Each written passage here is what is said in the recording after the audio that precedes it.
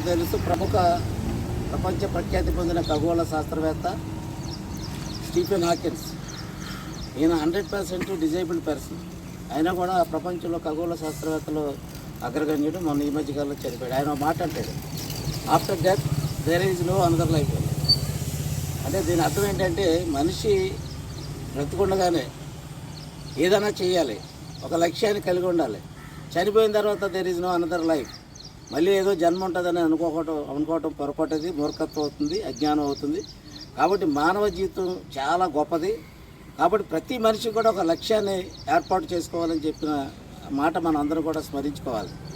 నా కోవలో మన ఆంధ్ర రాష్ట్రంలో మన తెలుగు జాతి గర్వించదగ్గ నాయకుడు, విప్లవ యోధుడు, ప్రముఖ స్వతంత్ర సమరయోధులైన అల్లూరి సీతారామరాజు గారు ఈ కోవలోకి వస్తారు.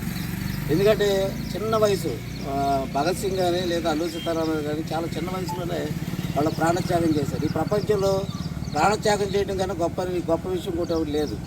ఎన్ని వేల కోట్లు, లక్షల కోట్లు ఎవరెవరు ఎన్ని సంపాదించుకున్నా దేశం కోసం, ప్రజల కోసం, అందులోనూ బ్రిటిష్ వాళ్ళు వెళ్ళగొట్టడానికి చేసిన పోరాటంలో ఆయన ప్రాణత్యాగం చేయడం అనేది చాలా విలువైంది. ఈరోజు యుక్త వయసు వచ్చినప్పటికీ ఎవరెంత సంపాదించుకుందాం, ఎవరిని ఎలా దోచుకుందాం, మనం ఎలా స్వార్థంగా జీవిద్దాం, మన కుటుంబాలు అని ఆలోచించే ఈ స్టేజ్లో అలాంటి మహనీయుని స్మరించుకోవడమే కాదు, మనం ఒకటైనా చేయగలుగుతాం అనేది ఒకసారి ఆలోచన చేయాలి. అల్లూరి సీతారామరాజు గారు 2 కోణంలో చూడాలి. ఒకటి, బ్రిటిష్ వాళ్ళకు వ్యతిరేకంగా పోరాటం చేసిన పాత్ర ఒకటి.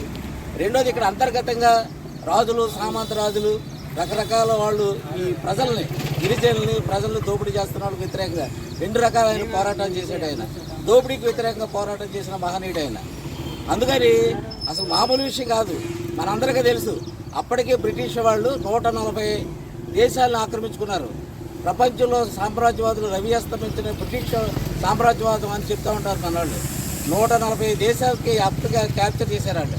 అలాంటి వాళ్ళని ముప్పు దెప్పలు పెట్టి 2 చెరువులు నీళ్లు తాగించిన మహనీయుడు ఆయన. 1922-24 వరకు అసలు బ్రిటిష్ వాళ్ళు తలలు పట్టేసుకున్నారు.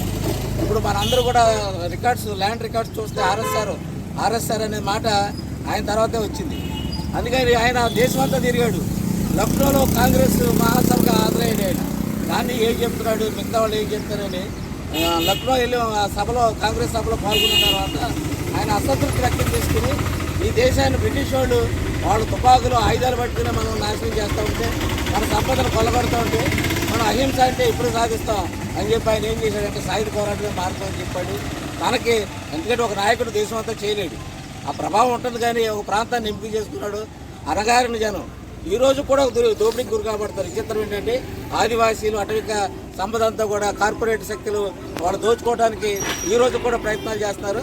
ఆ ప్రాంతాన్ని ఎంపిక చేసుకుని పోరాటం చేసిన మహనీయుడు ఆయన. మరి చనిపోవడం బ్రిటిష్ వాళ్ళు అత్యంత దారుణంగా, కిరాతకంగా చంపేసిన తర్వాత కూడా వాళ్ళు చాలా హాండర్ చేశారు.